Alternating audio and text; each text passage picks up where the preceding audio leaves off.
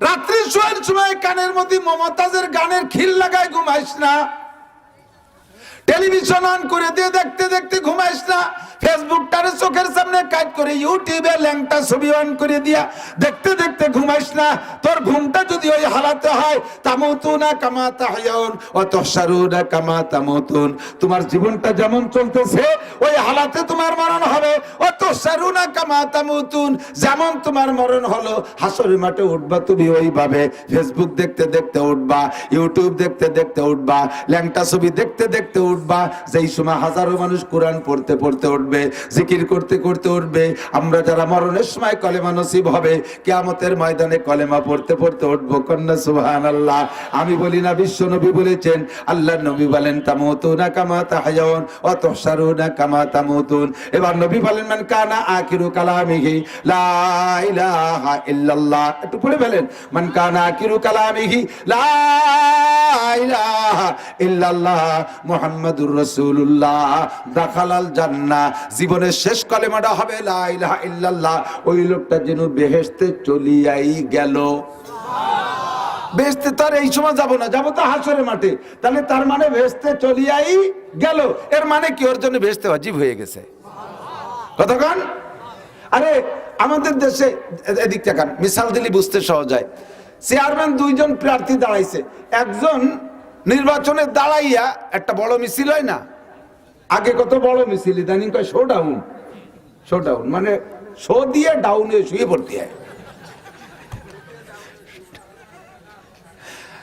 এই শো ডাউনই বেরোইছে, এক চেয়ারম্যান ঘুরিয়ে আইছে, শো ডাউন দিয়ে ডাউনে শুয়েই পড়ছে। 5 জন নিয়ে গেছে, ঘুরতে ঘুরতে 5 জনের তে 2 জন পলায় চলে গেছে কোন পাশ দিয়ে, আর একটাও বাড়ে। আর একজন লোক নিয়ে বেরোইছে বাড়িতে, চেয়ারম্যান সব সামনে সামনে, পুরো ইউনিয়ন ঘুরিয়ে দেখতে চেয়ারম্যান বাড়ি চলে এসেছে। লাস্টের মানুষগুলো বাড়ির থেকে এখনো বাড়ি ছাড়তে পারে নাই, তারাও ঘুরিয়ে আসবে। তাহলে 2 চেয়ারম্যানের এই অবস্থা, শো ডাউন দিয়ে কি বোঝা যায়? যার এত লোক তারে বলা যায় কি, তারে কয় যে তুমি চেয়ারম্যান হয়েই গেছো, তুমি চেয়ারম্যান হয়েই গেছে। আরো 5 জন নিয়ে ঘুরিয়ে আইছে, তার 2 জন পথে তারাই গেছে। তাহলে উনি ফেল করিয়ে ফেলাইছে। কতক্ষণ?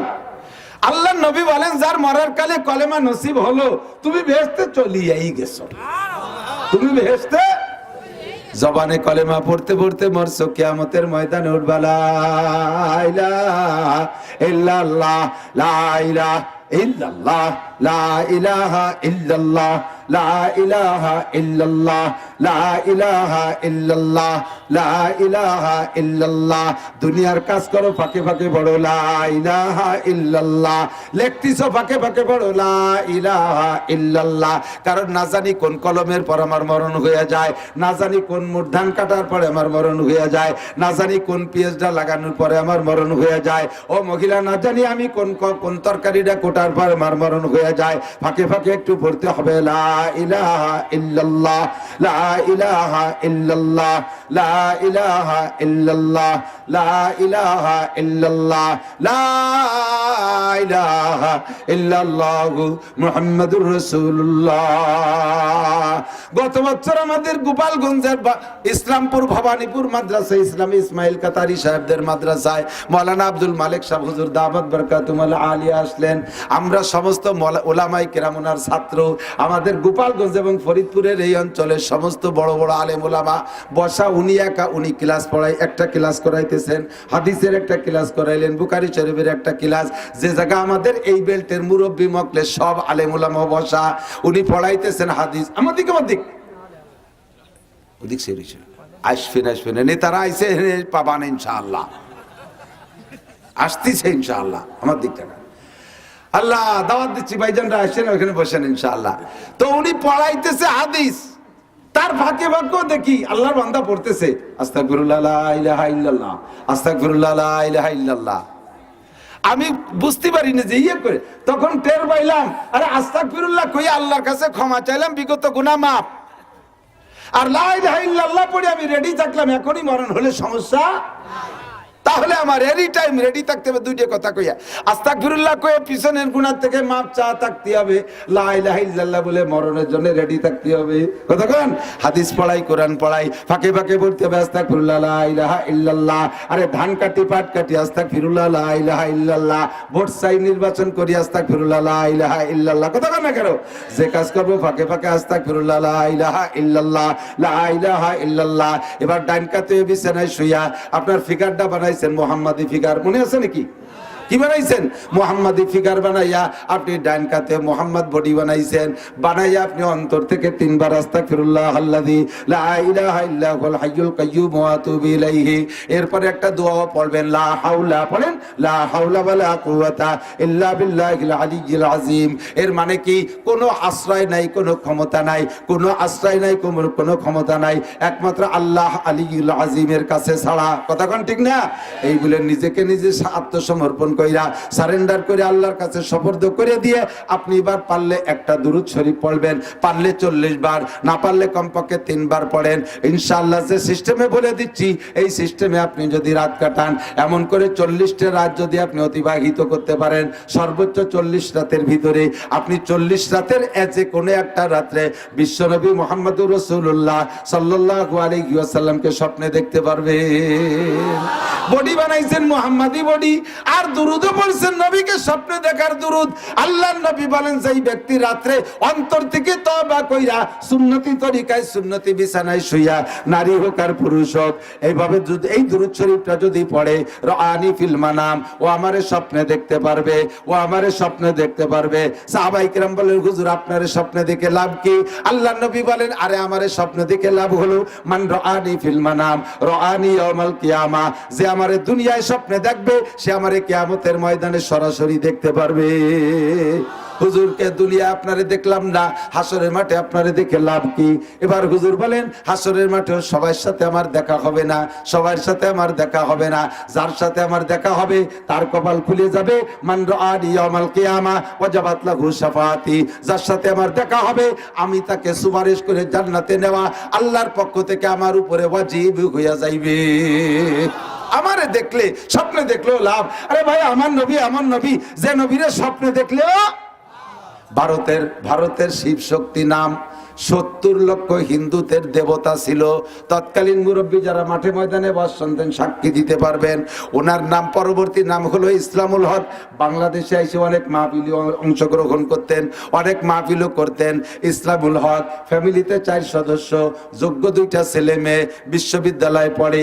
আবার উনিও বড় নিজেও বহুত বড় জেনারেল পণ্ডিত মানুষ। হিন্দু ধর্মের একেবারে পুরো ভারতের ভিতরে শীর্ষ 2-3 জনের একজন ছিলেন। আল্লাহু আকবার। ওনার স্ত্রীও তো এত বড় পণ্ডিতের স্ত্রী তো মূর্খ না। পুরো ফ্যামিলি জেনারেল উচ্চ শিক্ষায় শিক্ষিত। দুনিয়ার মানুষে ভারতের হিন্দুরা ওনাকে আকাশচুম্বী শ্রদ্ধা করত, লক্ষ লক্ষ কোটি কোটি টাকা হাদিয়া দিত। হাদিয়ার টাকা দিয়ে বহুত ল্যান্ড প্রপার্টিস উনি অংশ সংগ্রহ করেছেন, কোটি কোটি টাকার মালিক হয়ে গেছে। হিন্দু ভদ্রলোক সকালবেলা ঘুম থেকে উঠলে হাজার হাজার হিন্দুরা এসে পায়ের উপরে পইরা সেজদা দেয়, মহিলারা এসে উলুধ্বনি দেয়, আগাগোড়া দুধ পানিতে ভিজাই ফেলায়, দেশের যত দামি খাবার সব খাওয়ায়। হঠাৎ করে এক রাত্রে স্বপ্নে দেখে 4 জনেই একই স্বপ্ন দেখছেন। সকালবেলা ঘুম থেকে উঠা প্রত্যেকের চেহারা পরিবর্তন হয়ে গেছে। গতকালকে উঠে যেমন ছিল আজকে উঠে তেমন না, কেমন যেন ঢালুমালু করে, মুখখান সবার মলিন মলিন ভাব, মলিনের ভিতর দিয়ে একটা ভিন্ন রকম নূর চমকাইতেছে। এবার ইসলামুল হক সাহেব শিব শক্তি যার নাম, সে তার স্ত্রীকে বলতেছে কি ব্যাপার তোমার চেহারা আজকে গতকালকে থেকে ব্যতিক্রম কেন? সেও বলতেছে আপনারও তো আলাদা রকম দেখা যাচ্ছে। ছেলে মেয়েদের দুটো উঠে আসার পরে প্রত্যেকের ভিন্ন রকম। এবার উনি স্ত্রীকে আলাদা ডাইকে নিয়ে বলে আরে আমি তো আজকে রাত্রে স্বপ্নে দেখি সুন্দর একটা চেহারা, অমন চেহারা জগতে কোনোদিন কোনো মানুষ দেখে না। কিসের পূর্ণিমার চাঁদ, কিসের আকাশের সূর্য, এমন চেহারা কেউ কোনোদিন দেখে নাই, কোন মা এমন সন্তান জন্ম দেয় নাই, লাম তালিদিন নিসাউ, কোন মহিলা এমন সন্তান জন্ম দেয় নাই বলে আমার বিশ্বাস। এমন একটা মহাপুরুষ আসলেন, পরিমাণ মতো উঁচু, মাথার চুলগুলো তেমন সুন্দর, বাবরি চুল, দাড়িগুলো এরকম সুন্দর, মনে হয় যেন দুই একটা দাড়ি ফাঁকে ফাঁকে পাকা আছে, তার থেকে নূর চমকাইতেছি। আরে চক্ষু যুগল এমন সুন্দর, বুড়ো যুগল এমন সুন্দর, নাকটা এত সুন্দর, কোনটা আমি একটা একটা করে বর্ণনা করে শেষ করতে পারবো না। আমার হাতের সাথে মুসাফা হলো, মনে হয় যেন আমি মখমলের সাথে মুসাফা করতেছি। মাথায় টুপি পাগড়ি, গায়ে সুন্দর সাদা জুব্বা, আমার সামনে এসে আমাকে বলে, আমাকে উনি নাম ডাক দিয়েছেন, হে ইসলামুল হক, ওঠে বড় লা ইলাহা ইল্লাল্লাহ মুহাম্মাদুর রাসূলুল্লাহ। ওই লোকটা আমার এই কলেমার দাওয়াত দিল, এরপরে উনি চলে গেলেন। আমি তো বুঝতে পারছি না কি করব, এবং আমাকে ইসলামুল হক বলে উনি আমাকে সম্বোধন করেছেন। নাম ছিল তার শিব শক্তি, আর আল্লাহর নবী তার ইসলামুল হক কয়ে সম্বোধন করলেন। স্ত্রী বলতেছেন, আমিও হুবহু একই স্বপ্নে দেখছি, আমাকেও বলে, হে ইসলামুল হকের স্ত্রী, তুমি কলেমা পড়ো লা ইলাহা ইল্লাল্লাহ মুহাম্মাদুর রাসূলুল্লাহ। দুই স্বামী স্ত্রী দুইজনে কথোপকথন হইতে হইতে ছেলেটা এসে কয়, আব্বা আমি স্বপ্নে দেখছি, আমাকেও কয় ইসলামুল হকের ছেলে কলেমা পড়। মেয়েটা কয়, আব্বা আমাকেও বলতেছে ইসলামুল হকের মেয়ে কলেমা পড়। তাহলে আব্বা আম্মার দেরি করার দরকার নাই, আমরা পড়ে ফেলি লা ইলাহা ইল্লাল্লাহ মুহাম্মাদুর রাসূলুল্লাহ। আরে হিন্দুতেও যদি আমার নবীকে স্বপ্নে দেখে, তারও কপাল খুইলা যায়। বর্তমানে পুরো ফ্যামিলি সৌদি আরবে আছে, ভারত সরকার জানতে পাইরা তার নাগরিকত্ব কেটে দিছে, সম্পদ বাজেয়াপ্ত করে দিছে। চলে আসছিলেন বাংলাদেশে, বাংলাদেশে কিছুদিন থাকার পরে সৌদি সরকার জানতে পাইরা বড় সাদরে অভ্যর্থনা জানাইয়া তাকে সেখানে নিয়ে গেছে। এখন সৌদি সিটিজেন হইয়া আছেন। আল্লাহু আকবার। আমার নবীকে স্বপ্নে দেখলেও লাভ, দুনিয়ায়ও লাভ, আখিরাতেও লাভ। এই জন্য মোহাম্মদী ফিগার নিয়ে আমি ডানকাতে শোবো, শোয়ার সময় হিসাব করব সকাল থেকে পর্যন্ত কতগুলো গুনাহ করেছি, গুনাহগুলো স্মরণ করে পড়বো আস্তাগফিরুল্লাহ, পড়ি আস্তাগফিরুল্লাহ, জীবনের শেষ তওবা আস্তাগফিরুল্লাহ, জীবনের শেষ তওবা আস্তাগফিরুল্লাহ। তোমার আমলের সাথে আল্লাহ লটকায় রাখছে। যদি তুমি আদব আর ভদ্রতার আচরণ করো মুরব্বীদের সাথে, তাহলে তারা যদি দোয়া দেয়, তাহলে তোমার বয়স যদি আগে লেখা থাকে 50, তাহলে দোয়ার বদৌলতে আরো বাড়াই দেওয়া হবে 10।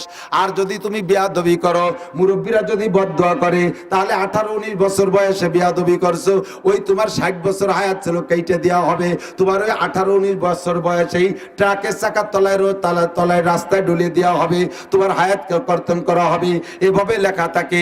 এর কয় তকদিরে মুআল্লাক, যেগুলো শিরোধার্য রদবদল হবে না, ওটা হাজারো বোমা মারলে ছুটবে না। ওটা যে কার জন্য তকদির মুআল্লাক আর কারটা তকদিরে মুবরাম, এইটা আমরা জানি না, ওটা জানে আল্লাহ পাক রব্বুল আলামিন। কাজেই তুমি মনে করো যে তোমার তকদিরটা মুআল্লাক, অর্থাৎ আমলের সাথে জড়িত আছে। কি মানে, আমি যদি ভালো করি আল্লাহ আমার হায়াত বাড়ায় দেবে, মুরব্বীদের সাথে থেকে দোয়া নেই আল্লাহ আমার হায়াত বাড়ায় দেবে। আমি যদি দিনদারির সাথে চলি আল্লাহ আমার হায়াত বাড়ায় দেবে। আমি যদি আমল আখলাক ভালো করি আল্লাহ আমার হায়াত বাড়ায় দেবে। তুমি হায়াতের তকদিরে মুআল্লাক মনে কইরা নেক কাজগুলো করো, মুরব্বীদের দোয়া নাও, ইনশাআল্লাহ হায়াত বাইরা যাবে। তুমি পরীক্ষা ভালো রেজাল্ট করবা, কর্মজীবন উজ্জ্বল হবে, চাকরি বাকরি ভালো পাবা, ভবিষ্যতে তুমিও নেতা হবা। আমাদের মামা এখন আছে, একদিন থাকবে না। ওনার আম্মা জান ছিলেন নেত্রী, ছিলেন বহুদিন পর্যন্ত, এখন তিনি নাই। এখন আছে উনিও 200 বছর বাঁচবে না, উনিও 100 বছর বাঁচবে না, এক সময় চলে যাবে। এরপরে তোমরা যারা ভদ্র ছেলে আছো, স্কুল কলেজ ইউনিভার্সিটিতে পড়ো, এরপরে তোমাদের স্থান। তবে সেই পর্যন্ত যাইতে তোমার দোয়া নিতে হবে, তোমারও নেতৃত্ব দেওয়ার জন্য দোয়া নিতে হবে। বদদোয়া যদি নাও তাহলে রাস্তায় পড়িয়া যাবা, গন্তব্যে যাইতে পারবা না। আল্লাহু আকবার। কি বলতে চাইছি, এ বন্ধু, 4টি প্রশ্নের জবাব না দিয়ে এক কদমও বাড়া যাবে না। কয়টা? 1 নম্বরে আনুমরিগি ফিমা আফনা, গোটা জিন্দেগির হিসাব দিয়ে যাও। 2 নম্বরে আনসাবাবিহি ফিমা আবলা, যৌবনকালটা কোন কাজে লাগাইছো জবাব দিয়ে যাও, যৌবনকাল কোন কাজে লাগাইছো জবাব দিয়ে যাও। 3 নম্বরে আন মালিহি মিন আইনা ইকতাসাবা ফিমা আনফাকা, এত পিএস পাইছো কোন জায়গায়, নিজের জমিতে হইছে না পরের জমিতে চুরি করে আনছো। এবার পিএস তো ফলাইছো জমিতে, কিন্তু জমিটুক পাইছো কিভাবে, জাল জুলুম করে জমি দখল করছো, পরের জমি দখল করছো, ইত্যাদি ইত্যাদি করিয়া তুমি বন্ধক রেখে জমি বানাইছো, বন্ধকি জমি 5-10-20 হাজার টাকা দিয়ে জমি রাখছেন, 2 বছর খাওয়ার পর আবার টাকাগুলো সব ফেরত নিয়ে যাচ্ছেন, এর নাম হলো বন্ধক। এইটা সম্পূর্ণ সুদে কারবার। এইভাবে তুমি ইনকাম করেছো, জবাব তুমি দিয়ে যাও। চুরি করে কামাই করিয়া মসজিদে দান করছো, ওতে 1 পয়সারও নেকি নাই। টোন মারিয়ে, মন মারিয়ে, রাস্তা মারিয়ে, খাল মারিয়ে, ভিজিয়ে কাঠ মারিয়া, পঙ্গু ভাতা মারিয়া, জাতির হক মারিয়ে খাইয়া, ব্রিজ কালভার্ট মারিয়ে খাইয়া টাকা কামাই কইরা তাই যে মসজিদ মাদ্রাসা করেছো, ওতে নেকি তো পাবাই না, বরঞ্চ তোমার মরণকালে কলেমা নসিব হবে না। কিয়ামতের ময়দানে বিপদে পড়িয়া যাইবা। হারাম খাইয়া হারাম টাকা দান করে তুমি নেকির আশা করছো, এটাও তুমি অন্যায় করেছো। আবার হালাল ভাবে কামাই করে অন্যায় কাজে খরচ করছো, এটাও তোমাকে জবাব দেয়া লাগবে। কথা কন। আল্লাহ আন মালিহি মিন আইনা ইকতাসাবা ফিমা আনফাকা, মাল কোত্থেকে কামাই করেছো, কোথায় খরচ করেছো। 4 নম্বর মাজা আমিলা বিমা আলিমা, এতক্ষণ পর্যন্ত যা শুনেছো এরপর আমল করছো কতটুক বলে যাও। অনেক কথা অল্পক্ষণের মধ্যে আমি বলে ফেলাইছি, অনেক কথা বলে ফেলাইছি। এই কথাগুলোর পর আমল করা যাবে তো ইনশাআল্লাহ? জোরে বলেন যাবে তো ইনশাআল্লাহ? আল্লাহ তাআলা আমাদের সকলকে আমল করার তৌফিক দান করে। জোরে বলেন আমিন। সবাইকে আমল করার তৌফিক দান করে। আমাদের মাওলানা শফিক সাহেব আলহামদুলিল্লাহ এভাবে ধীরে ধীরে কয়েক বছর যাবত মাদ্রাসা একটু টেনে টুনে নিয়ে আসছে। আমরা সকলে পাশে থাকবো, রাজি আছি না ইনশাআল্লাহ? মামাকে নিয়ে আসেন।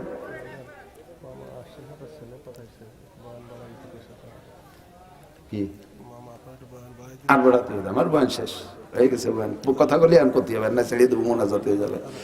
اللهم صل على محمد وعلى آل محمد كما صليت على إبراهيم درود شريف পড়েন كما صليت على إبراهيم وعلى آل إبراهيم إنك حميد مجيد الله আসতেছে না, নেতারা আসতেছে না, ভয় নাই, আওয়াজ হবে।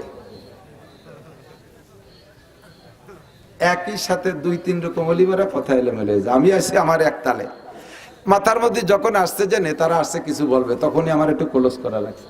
ক্লোজ যখন করে দিয়েছি, এবার কার একটু বলেন আসতে দেরি আছে। আমি এক গতিতে কথা বলি, এলোমেলো হয়ে গেলে আমার কথার লাইন থাকে না, নষ্ট হয়ে যায়, আমিও পারি না। যেটুক বলবো সেটুক তার বলার হিসাব মতোই আমার বলা হয়ে যাবে। আল্লাহ তাআলা আমাদের তৌফিক দান করে, সবাই বলে আমিন। মরণকালে সকলের যেন আল্লাহ তাআলা তওবা নসিব করে, বলেন আমিন। জিন্দেগির শেষ প্রান্তে যে যেন আমরা তওবা করতে পারি, সবাই বলেন আমিন। আল্লাহ পাক রব্বুল আলামিন এতক্ষণ পর্যন্ত যা বলেছি শুনেছি, এ কথার পর আমল করার তৌফিক দান করে। যা বলতেছিলাম সেটা হলো যে আমাকে আপনাকে কিয়ামতের ময়দানে জবাব দেওয়া লাগবে কি লাগবে না? তো জবাবটা যাতে আসানির সাথে দিতে পারি, জবাব বিনা জবাবে বিনা প্রশ্নে সল জব ছাড়া যেন আর সে আজিমের নিচে ছায়া পেয়ে যাই। আল্লাহ পাক আমাদের সবাইকে তৌফিক দান করে, বলেন আমিন। ও দোস্ত, আল্লাহ নবী সাল্লাল্লাহু আলাইহি সাল্লাম বলেছেন, আমাদেরকে শিক্ষা দিয়েছেন, বাশশিরু ওয়ালা তুনাফিরু ইয়াসসিরু ওয়ালা তুআসসিরু। উম্মতকে সুসংবাদ দাও, ভয় দিয়ে ভাগায় দিও না। উম্মতকে সুসংবাদ দাও, ভয় দিয়ে ভাগায় দিও না। ওয়ালা তুনাফিরু ইয়াসসিরু ওয়ালা তুআসসিরু, সহজে কিছু আমল শিখিয়ে দাও, যে সহজ আমলের দ্বারা তারা সহজে জান্নাতে যেতে পারে। একেবারে মুখতাসার সহজ আমল আমার দিক দেখান। ঈশার নামাজ জামাতের সাথে পড়বেন, আবার ফজরের নামাজ জামাতের সাথে পড়বেন। 2 ওয়াক্তের নামাজ কোন জামাতের সাথে পড়বেন।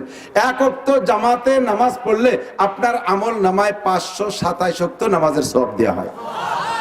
এই জামাতে নামাজ পড়বেন পুরুষরা, কিন্তু আমাদের দেশে এক শ্রেণীর ভাইরা আসছে, উনরা মহিলাদেরকে জামাতে নামাজ পড়ানোর জন্য খুব আদা জল খেয়ে নামছে। আছে না নাই কথা বলেন? মহিলাদেরকে জামাতে নামাজ পড়ার জন্য সৌদি আরব কিছুদিন চাকরি বাকরি করে আইসা এরপরে বাড়ির ধারে মসজিদে একটা কয় মহিলাদের জন্য নামাজের রুম থাকতে হবে, মহিলারা জুমার নামাজ পড়বে। তারপরে মহিলারা জানাজার নামাজ পড়তে দেখছে সৌদি আরবে, মহিলাদেরকে ঈদের নামাজ পড়তে দেখছে। আমরাও দেখছি, তোমরাও জায়গা যাইয়ে দেখছো, আমরাও যাইয়েও দেখছি, আমরা কোরআন হাদিসের মধ্যেও দেখছি। মহিলারা যত নির্জনে ইবাদত করবে, আল্লাহ তাআলা তাদের তত বেশি নেকি দান করবে। পুরুষরা যত ওপেন ফিল্ডে বড় জামাতে নামাজ পড়বে, আল্লাহ তাআলা পুরুষদেরকে তত বেশি নেকি দান করবে। আমরা ঘরে নামাজ পড়লে যদি নামাজ কবুল হয়, রাকাতুন ফি রাকাতিন, 1 রাকাতে সওয়াব পাবো। আর যদি আমরা জামাতে নামাজ পড়ি, তাহলে শুধু জামাতের ওসিলায় 1 রাকাতে 27 রাকাতের সওয়াব। আরে বলবেন না, কি বলবেন? আর যদি জামে মসজিদই পড়েন, জামাতে মাঠে পড়লে, খোলা মাঠে জামাতে পড়ছেন, একা পড়ার চেয়ে 27 গুণ বেশি সওয়াব। আর যদি জামে মসজিদে যে পড়েন, মসজিদের বদৌলতে আরো 500 গুণ। সুবহানাল্লাহ। তাহলে 1 রাকাতে 527 রাকাত, 2 রাকাতে 1054 রাকাত, 1054 রাকাত। এত বড় সহজ ইনকাম কেন আপনি ছাড়বেন? বাড়ি বসে নামাজ পড়েন। প্রায় 99% পাবলিক যারা আছেন, আমি যদি মস্করে ইন্টারভিউ নেই তাহলে ফেল করবেন 99 ভাগ মানুষ। 99 ভাগ মানুষ ফেল করবেন, পারবেন না, সূরা শুদ্ধ করে পড়তে পারবেন না। আর নামাজ ভাঙ্গার কারণ কয়টি? জোর হলো না?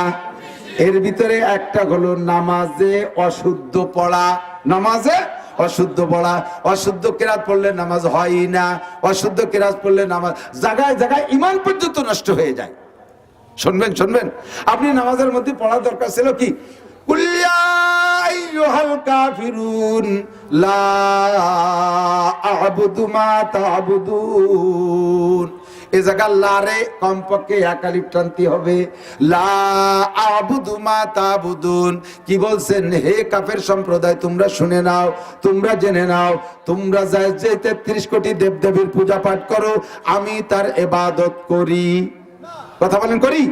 আমি তার ইবাদত করি না, তাই তো নাকি বলেন? কিন্তু আপনি বলছেন কি?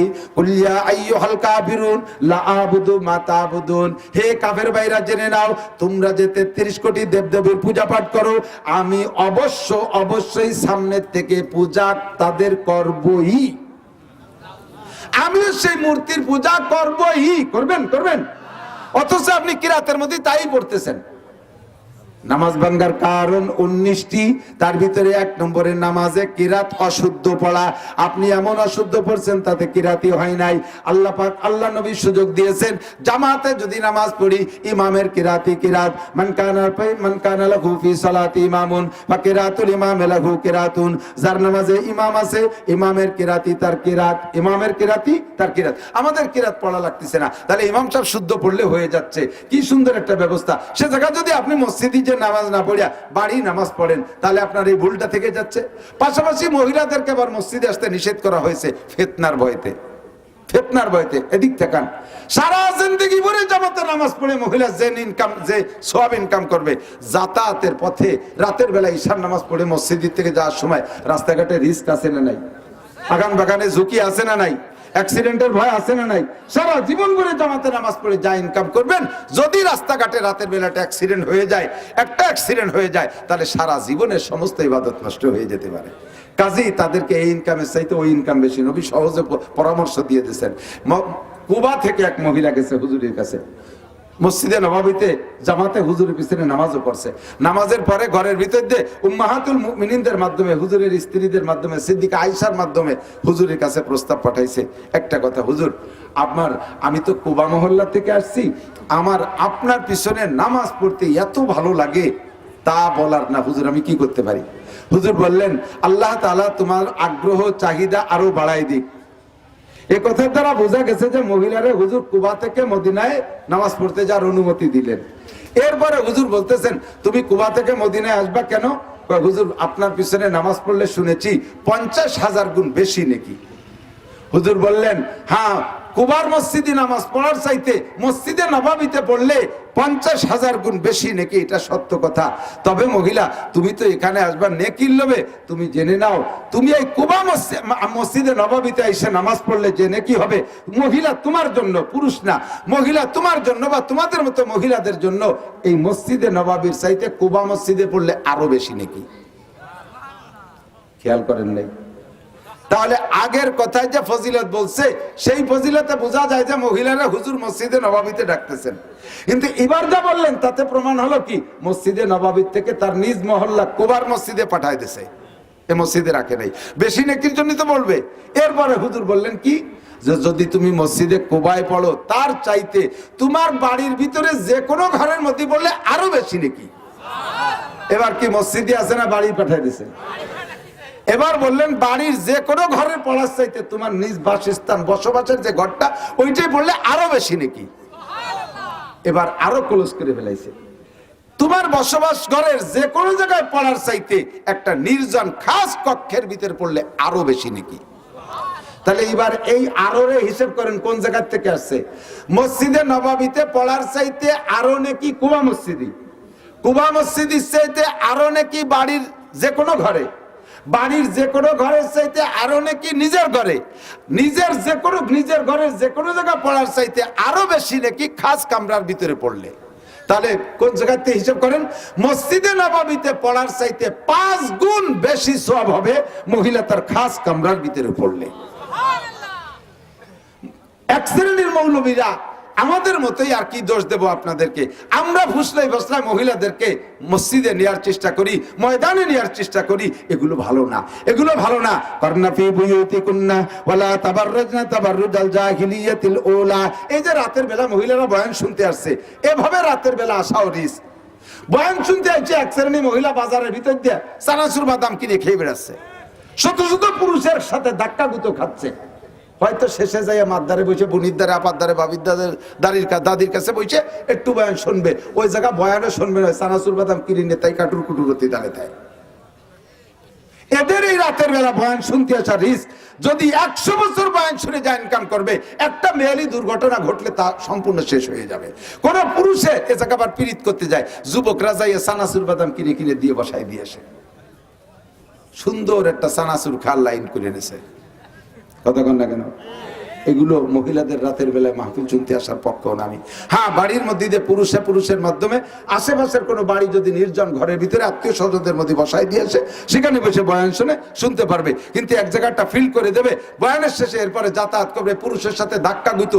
আগে একদিন এক মাহফিলের থেকে এরকম আমারে নিয়ে যাচ্ছে, সে কয় মহিলা আইছে, দূর দূর করে আইছে, আমারে যে নিয়ে যাচ্ছে তাদের গাড়ির উপরে এসে হুমড়িকে পড়ছে। সেই ঠেলায় আমিও গড়িয়ে গেছি। দলে দলে মহিলার সাথে 4 পয়সারও নেকি থাকবে না। 4 পয়সা হাসে কেন, বাস্তব কথা।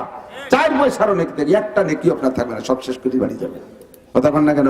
যা কামাই করবেন তার চেয়ে যদি বেশি খরচ হয়ে যায় তাহলে কেমন হবে? আল্লাহ হেফাজত করুক, জোরে বলেন আমিন। আল্লাহ অল্প ইবাদতে বেশি নেকি। তাহলে নামাজ পড়বো ঘরে না জামাতে? জোরে বলেন, ঘরে না জামাতে? 1 ওয়াক্ত নামাজ যদি জামাতে পড়েন তাহলে 527 ওয়াক্ত নামাজের সওয়াব, 527 ওয়াক্ত। তবে মহিলারা যদি ঘরে পড়ে, পুরুষরা মসজিদে যে নামাজ পড়লে যে নেকি, মহিলারা ঘরে পড়লে তার চেয়ে বেশি নেকি। পাশাপাশি মহিলাদের আরেকটা ইনকাম সোর্স আছে, বাড়ির পুরুষ যারা ওযু বানাবে, নামাজ পড়বে, তাদেরকে যদি নামাজের ব্যাপারে একটু সহযোগিতা করে, উৎসাহিত করে। পুরুষরা কাজের ব্যস্ততা আছে, মহিলারা সহজ, এখন কাজ বাদ দেন, আগে নামাজ পড়ে আসেন। শেষ রাত্রি শীতকাল, গরম পানি ঠান্ডা পানির ভয়তে নামাজ পড়তে চায় না এক শ্রেণীর মানুষ আছে। মহিলা শেষ রাত্রি উঠে একটু গরম পানি করে যদি ওযু বানায়, বানানোর সহযোগিতা করে, ওই বাড়ির 5 জন পুরুষ গরম পানিতে ওযু বানায় নামাজ পড়ে যে নেকি পাবে, মহিলা পানি গরম করে দেওয়ার কারণে অতিরিক্ত ওই পরিমাণ নেকি বেশি পেয়ে যাবে। অল্প সময়ের ভিতরে বেশি কামার একটা ব্যবস্থা আল্লাহ পাক সহজ ব্যবস্থা করে দিয়েছে। আপনি যদি ইবাদত করার ইচ্ছা করি, তাহলে আল্লাহ পাক চতুর্দিক দিয়ে সহযোগিতা করেন। আমার দিক তাকান, ঈশার নামাজের পরে, ঈশার ফরজ আর সুন্নতের পরে 2 রাকাত নামাজ পড়বেন তাহাজ্জুদের নিয়তে। কয় রাকাত? 2 রাকাত নামাজ পড়বেন তাহাজ্জুদের নিয়তে। ঈশার ফরজ আর সুন্নতের পরে, বেতেরের আগে তাহাজ্জুদের নিয়তে 2 রাকাত নামাজ পড়বেন। অনেক আছে এটার নাম হালকি নফল, বসে পড়তে হয় না। বসে যে নামাজই বসে পড়বেন। ফরজ নামাজ তো সুস্থ অবস্থায় বসে পড়লে হবেই না। ফরজ নামাজ দাঁড়ায় পড়া ফরজ সুস্থ মানুষের জন্য, ফরজ নামাজ বসে পড়লে নামাজ হবেই না। মহিলা দিন বইরে সংসারের হাজারো কাজ করে বেড়াচ্ছে, নামাজের সময় আসলে বসে পড়ে। বহুত মহিলাদের স্বভাব, মহিলারা বসে নামাজ পড়ার গুরু। কিন্তু সুন্নত নামাজ, নফল নামাজ বসে পড়লে হবে, তবে অর্ধেক নাকি। আর ফরজ নামাজ সুস্থ অবস্থায় বসে পড়লে হবেই না। ফরজ নামাজ দাঁড়ায় পড়া ফরজ, ফরজ নামাজ দাঁড়ায় পড়া ফরজ। আল্লাহ তো আপনি ঈশার ফরজ আর সুন্নতের পরে 2 রাকাত নামাজ যদি আপনি পড়েন তাহাজ্জুদের নিয়তে, এরপরে বেতের পরে শুয়ে থাকবেন, এইভাবে আপনি জীবন ভরে যদি তাহাজ্জুদ পড়েন, আপনাকে আল্লাহ তাআলা এই তাহাজ্জুদকে তাহাজ্জুদ হিসেবে গ্রহণ করবেন। কিয়ামতের ময়দানে তাহাজ্জুদ পড়নেওয়ালাকে আল্লাহ তাআলা আরশে আজিমের নিচে ছায়া দিয়ে দেবেন। একটা সহজ ইনকামের ব্যবস্থা। আমল করা যাবে না ইনশাআল্লাহ? একটু চেষ্টা করা যাবে না ইনশাআল্লাহ? চেষ্টা করবেন। ফজরের নামাজের পরে 2 রাকাত নামাজ ইশরাক, 2 রাকাত নামাজ ইশরাকের পড়বেন। 2 রাকাত নামাজ ইশরাকের নামাজ পড়লে একটা হজ আর একটা উমরার সওয়াব আল্লাহ তাআলা আপনাকে দান করবেন। ছোট্ট ছোট্ট আমলের মধ্যে বিশাল বিশাল নেকি কামাই করা যায়, ছোট ছোট আমলের ভিতরে। আর সর্বক্ষণ সত্য কথা বলার চেষ্টা করব, সত্য হালাল খাওয়ার চেষ্টা করব, আর যথাসাধ্য আমরা মাদ্রাসার পাশে থাকার চেষ্টা করব। এই কথাগুলো আমলে আনার জন্য ইনশাআল্লাহ আমরা একটু দাওয়াত ও তাবলীগের মেহনতে সময় লাগাবো। রাজি আছি না ইনশাআল্লাহ? তাবলীগে যে সময় লাগাইলে এই কথাগুলো আমলে আনতে সহজ হয়। আল্লাহ তাআলা আমাদের সবাইকে তৌফিক দান করে, বলেন আমিন।